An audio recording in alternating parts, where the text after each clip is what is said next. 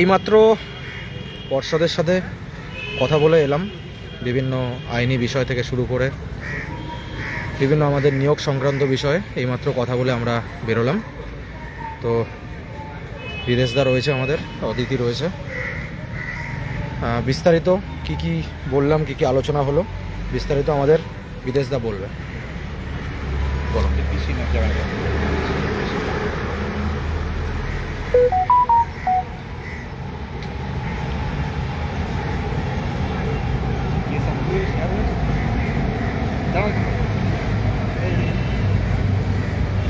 চব্বিশ জন।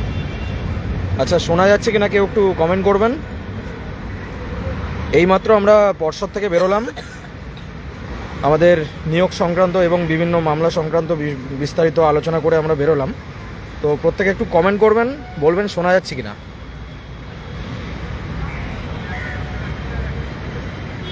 দেখো তো অদিতি শোনা যাচ্ছে কিনা। ঠিক আছে, সব চলো শুরু। নমস্কার। বিস্তারিত আপডেট বিদেশদা বলবে আমাদের। আমরা প্রথমে বিকাশ ভবন গেছিলাম, সেই লাইভটাও করেছি। বিকাশ ভবনের 3 জন আধিকারিকের সাথে আমরা কথা বলেছি। আর এখন আমরা পশ্চিমবঙ্গ প্রাথমিক শিক্ষা পর্ষদ যে লিগাল ডিপার্টমেন্ট, সেখানে কথা বললাম দীর্ঘক্ষণ ধরে। আরও অনেকের সাথে দেখা হয়েছে, কথা হয়েছে। যে ভয়টা আমরা পাচ্ছিলাম 2014 প্রশ্নভুল মামলা নিয়ে, অনগোয়িং প্রসেস আসার সম্ভাবনা নেই।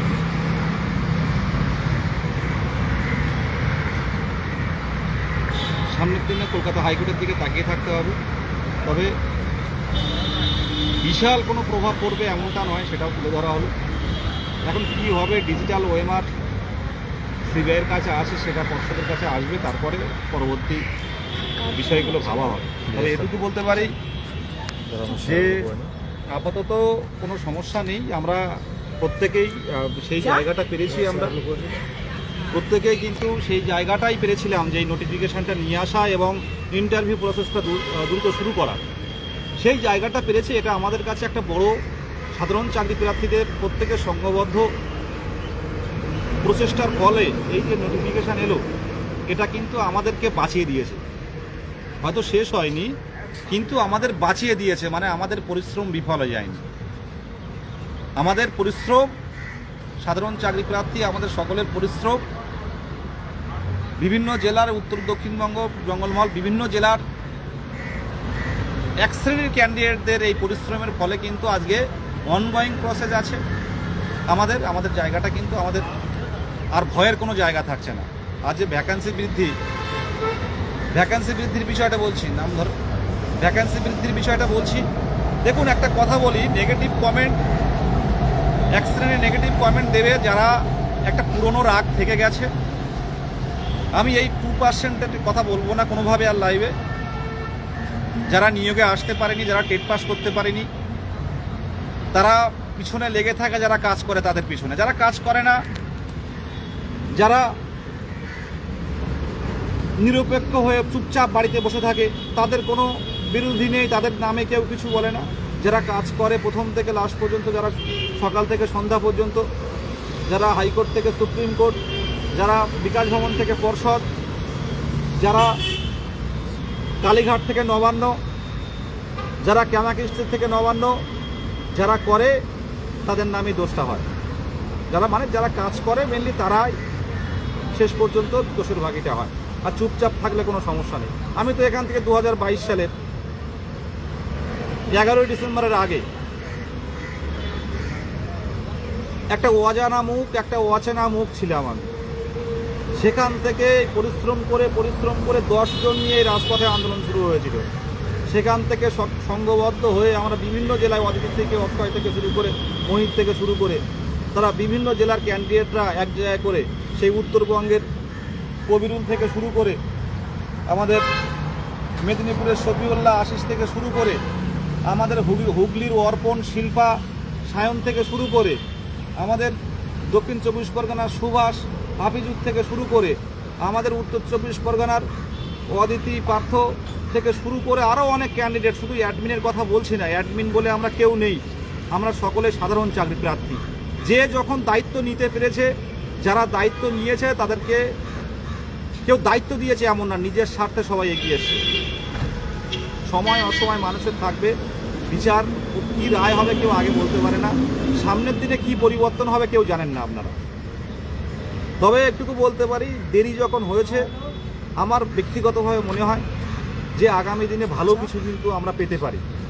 আগামী দিনে ভ্যাকেন্সি থেকে শুরু করে ভালো কিছু কিন্তু পেতে পারি। আমাদের চাকরি প্রার্থীদের এই আশ্বাসটুকু দিতে পারি যে সকলে যদি সংঘবদ্ধভাবে যদি আরও কয়েকবার জোরালোভাবে আমরা এখন কলকাতার রাজপথে যদি মনে করেন বঞ্চিত চাকরি প্রার্থী কারা, যদি সাংবাদিকদের প্রশ্ন করেন, সেখানে কিন্তু সাংবাদিকদের প্রশ্ন করলে সাংবাদিকরা কিন্তু একটাই কথা বলবে, সেটা এখন বঞ্চিত চাকরি প্রার্থী বলতে গেলে 2022 সালের প্রাইমারি ডেট উত্তীর্ণ চাকরি প্রার্থী।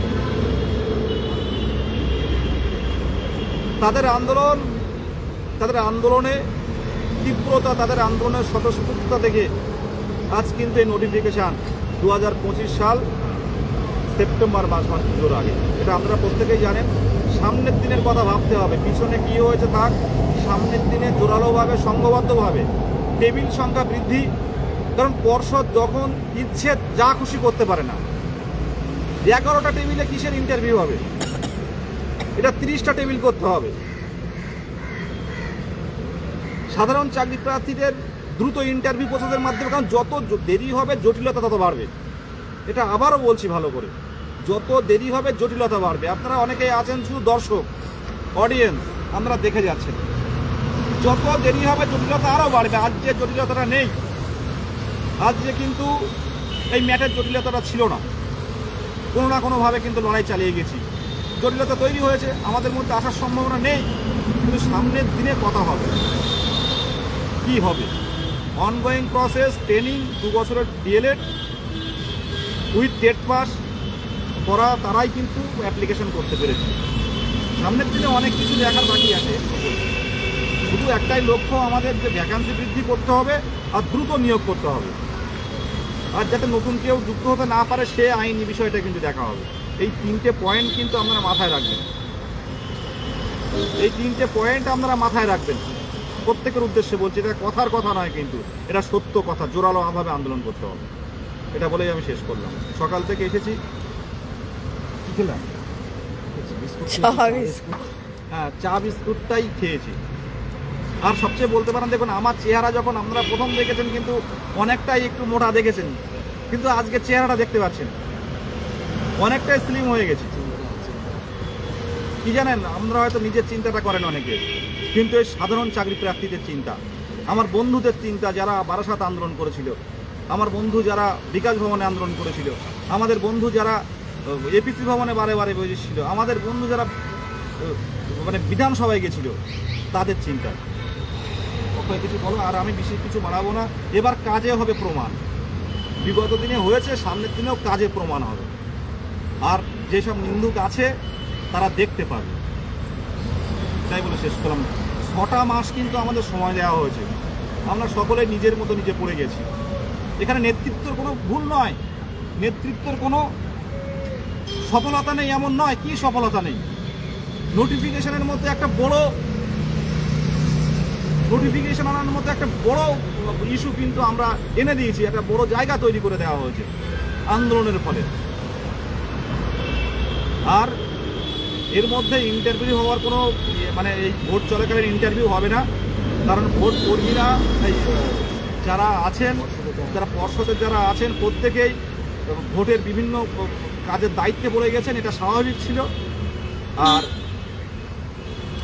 ভ্যাকান্সি বৃদ্ধি, সামনের দিনে অ্যাডহক কমিটি থেকে শুরু করে সরকারের আধিকারিকদের আমরা যদি আরও আমাদের বিষয়টা তুলে ধরতে পারি যে দীর্ঘদিন অপেক্ষায় আছি, তারা যদি সহানুভূতি দেখাতে পারে। একমাত্র পর্ষদের ক্ষমতা নেই, একটা ভ্যাকান্সি বাড়ানোর ক্ষমতা কিন্তু প্রাইমারি পর্ষদের নেই, ভ্যাকান্সি বাড়াবে একমাত্র সরকার। সেই জায়গাটা কিন্তু তৈরি করতে হবে। আমরা বিভিন্ন আধিকারিকের কাছে গেছি, ভোটটা মিটুক আবারও যাব, তাদেরকে যত অনুনয় বিনয় করে বলতে হয় সেই জায়গাটা করব। কথা না শুনলে লাগাতার অনির্দিষ্টকালের জন্য এখানে আমাদের ধর্ণা হবে, এটুকুই বললাম, বলে শেষ করলাম। ধন্যবাদ। সবটাই বিদেশে বলে দিল, বার্তা এটুকুই পেলাম যে ভোটের জন্যই আমাদের নিয়োগ প্রক্রিয়া স্থগিত হয়েছে, এটুকুই প্রক্রিয়া আর কি। বিষয়টা এটাই যে ভোট চলাকালীন আর কোনো কিছু হচ্ছে না। দুর্ভাগ্য আমাদের, আমরা চেয়েছিলাম ভোটের আগে নিয়োগটা যাতে আমাদের কমপ্লিট হয়, কিন্তু সেটা হলো না। যাই হোক, তো এখানে আমাদের হেরে গেলে চলবে না, আমাদের লড়াই করতে হবে। কারণ লড়াইটা যদি আমরা না দিতে পারি তাহলে কিন্তু আমরা অপ্রয়োজনে আবার বসে যাবো।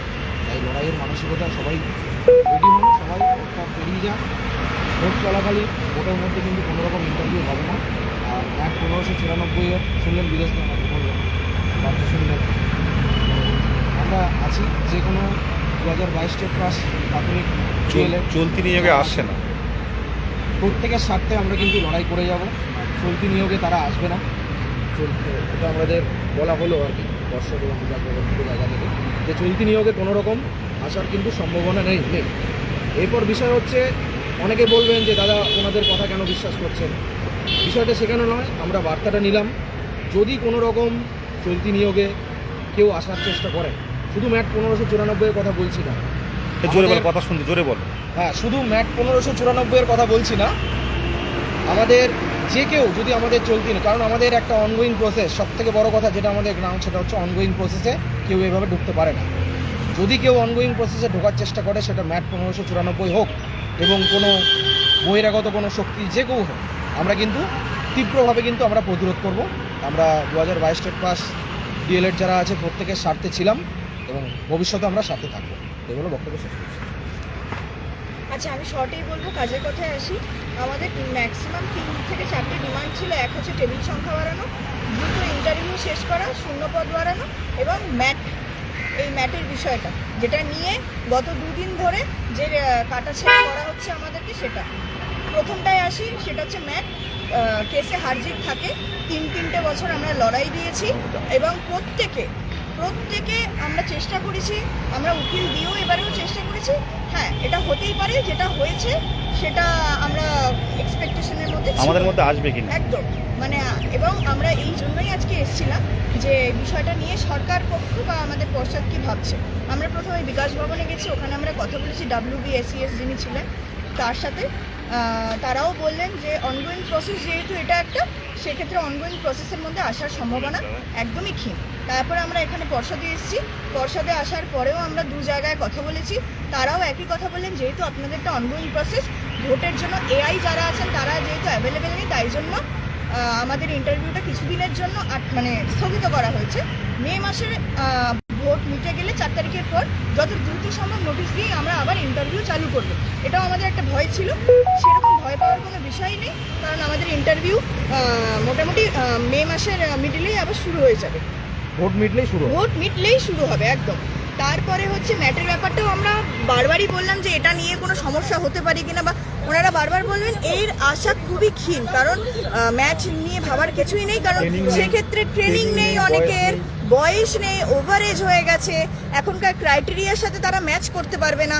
এই বিষয়টা নিয়ে হ্যাঁ অকারণে আপনারা কখনোই মানে এই বিষয়টা নিয়ে এরকমভাবে চিন্তিত হবেন না। আমরা প্রায় 45 মিনিট কথা বললাম।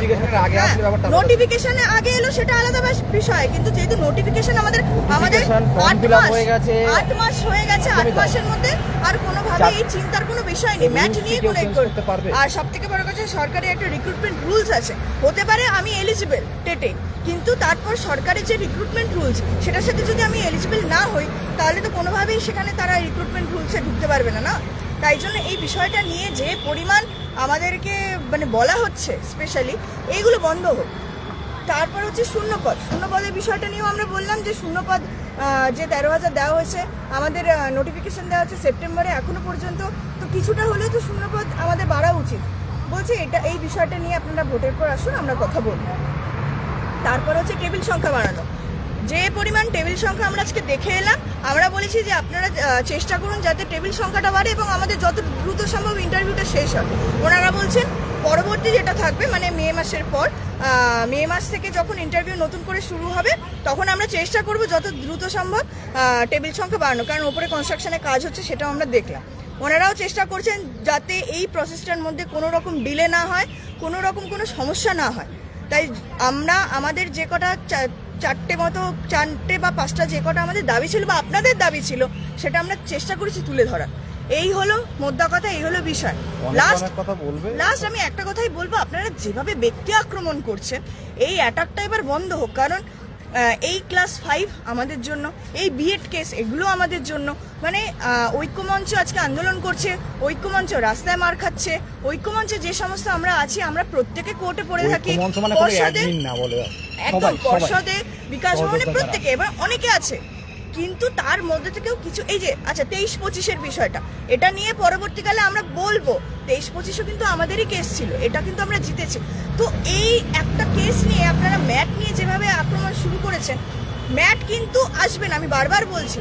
তাই জন্য বলছি যেভাবে মানে আমাদের পাশে ছিলেন, আন্দোলন পরবর্তীকালেও হবে, আমরাও চেষ্টা করবো আন্দোলন, কিন্তু এইরকম ভাবে ব্যক্তি আক্রমণ বন্ধ করুন, কারণ সাধারণ ক্যান্ডিডেটদের জন্য আমরা ভাবছি। না হলে আজকে যদি আমাদের পেটের খিদে না থাকতো তাহলে আজকে আমরা এখানে আসতাম না। আপনাদেরও যতটা সাধারণ ক্যান্ডিডেট হিসেবে আপনাদেরও যতটা চাকরির দরকার, আজকে আমাদেরও চাকরির দরকার। পিছে পুলিশের বাড়ি আমরাও খেয়েছি, কোর্টে আমরাও যাচ্ছি, আমরাও দিনের পর দিন না খেয়ে আজকে পড়ে আছি। আমাদের একটাই দাবি, এই জিনিসগুলো এবার বন্ধ হোক। সেই গিয়ে যখন সবকিছু ঐক্যমঞ্চেই করবে, সেই গিয়ে যখন সবকিছু আমরাই করছি, তাহলে কেন, কিসের জন্য আপনারা আমাদের পেছনে এই লাঠির বাড়িটা মারছেন? কিসের জন্য? কমেন্ট সেকশন খোলা বলে যাকে যা ইচ্ছা তাই নয়, আমরা দেখছি পুরোপুরি চুপ আছে।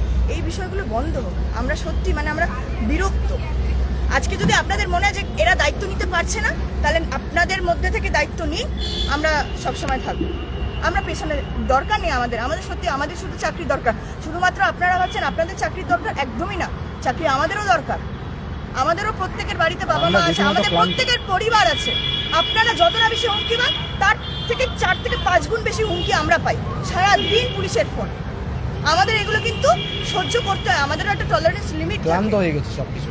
যখন যা মুখে আসবে এদেরকে বলবো, যা ইচ্ছা তাই বলবো, একদমই না। চাকরি আমাদের দরকার, চাকরি আমরা পাবো, আর এবং আপনারাও পান, আমরা সেটারও চেষ্টা করবো সকলের জন্য।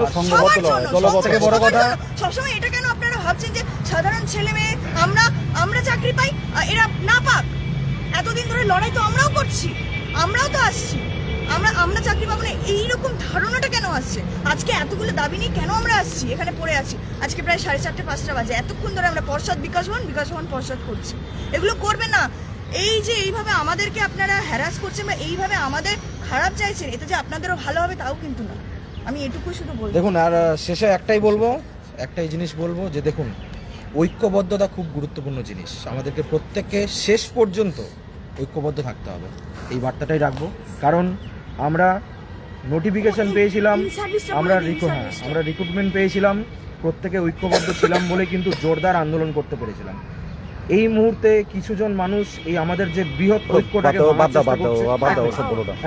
তো সেইটা আপনারা প্রত্যেকেই ঐক্যবদ্ধ থাকুন, এটাই বলবো। কারণ ঐক্যবদ্ধ যদি না থাকি তাহলে কিন্তু ভবিষ্যতের যে আমাদের লড়াইটা সেটা কিন্তু কোথাও না কোথাও বিঘ্নিত। প্রত্যেকে বলবো যে ঐক্যবদ্ধ থাকুন। আর ইন সার্ভিস বিষয় নিয়ে আমাদের বিদেশদা বার্তা দেবে কিছু। ইন সার্ভিস বিষয়টা নিয়েও কথা হয়েছে, আমরা ভুলে যাচ্ছিলাম। দেখো, ইন সার্ভিসের বিষয়টা আবারও বলছি, মনে করুন কেউ 14 টেট পাস, আবার কেউ 22 টেট পাস। এবারে মনে করুন আপনি চাকরি পেলেন, পেলে আপনার আইডি বলতে গেলে ওই টেট সার্টিফিকেট, এনরোলমেন্ট নাম্বারটা। এবারে কেউ 14 টেট পাস হয়ে, কেউ মনে করুন 2022 টেট পাস, মানে 14 টেটে চাকরি করছে, 2022 টেট পাস, 2022 টেট সার্টিফিকেট দিয়ে কিন্তু সে ইন্টারভিউ দিচ্ছে। আর একটা কথা বলি, দেখুন সব ভেরিফিকেশানে কিন্তু ধরা পড়ে না, কিছু কিছু ক্ষেত্রে কিন্তু এই 2022 প্যানেল আপনারা লক্ষ্য করবেন, ইন সার্ভিস ছিল না, আমার দেখবেন 2-1 কিন্তু চোখে ধুলো দিয়ে কিন্তু ইন সার্ভিস ঢুকে আছে, 2-1, খুব বেশি না। এটা থাকে প্রত্যেকটা প্যানেলে থাকে, এই 1-2 জায়গা এরকম থাকবে আজও অন গড বলছে, আজও বলে এলাম, স্যার বললেন যে আমাদের দিক থেকে কিন্তু চেষ্টা চালিয়ে যাচ্ছি। আমরা বলছি আধার কার্ড মারুন, তা বললো আধার কার্ড দিয়ে দেখার মতো সেই স্ট্রাকচার কিন্তু আমাদের নেই, সেই জায়গাটা তৈরি হয়নি, কিন্তু সামনের দিনে কী হবে কেউ জানে না। আর যারা একটা কথা, যারা ইডব্লিউএস টেস্ট নিয়ে পরে আপডেট করতে যাচ্ছেন, অনেকের প্রশ্ন এটা, ওবিসির ক্ষেত্রে ব্যাপারটা আলাদা, কারণ ওবিসি একটা কেস ছিল। যারা আপডেট করতে যাচ্ছেন এটা করবেন না, যে যেভাবে অ্যাপ্লিকেশন করছেন এগিয়ে যান, পরে কিন্তু আইনি জটিলতায় পড়বেন। প্রত্যেকের উদ্দেশ্যে এই কথা নিয়ে বলছে, আর কথা বের হচ্ছে না, কারণ এনার্জি দরকার। যাই হোক, প্রত্যেকে ভালো থাকবেন আর প্রত্যেকে সঙ্গবদ্ধ থাকবেন। সঙ্গবদ্ধতা হারালে কিন্তু এই যেমন হলো, ইন্টারভিউ হতে হতে বন্ধ করে দেওয়া হলো। আর যদি আমরা কলকাতার রাজপথে পড়ে থাকতাম, হয়তো ইন্টারভিউ হয়ে যেত। এখনো অনেক লড়াই। সবাই পড়তে চেয়েছি, আপনিও পড়তে চেয়েছেন, আমিও পড়তে চেয়েছি, কিন্তু এই জিনিস এই 6টা মাস আমাদের শেষ করলো না, এটা দিয়ে শিক্ষা নেই। আর পর্ষদকে আমরা সামনের দিনে এটা কিন্তু চোখে আঙুল দিয়ে দেখাবো যে এত বছর ওয়েট করলেন, কেন টেবিল সংখ্যা বাড়িয়ে শেষ করতে পারলেন না, ভ্যাকান্সি বৃদ্ধি করুন। নাহলে ইন্টারভিউ আপাতত বন্ধ রেখে আমরা 1 মাস ওয়েট করছি কি 1.5 মাস ওয়েট করছি, আমরা আরও 10,000 15,000 ভ্যাকান্সি দিন, আমরা ওয়েট করতে রাজি আছি। ধন্যবাদ প্রত্যেককে। একটাই কথা বলবো, আপনারা একটু সহানুভূতিশীল হন,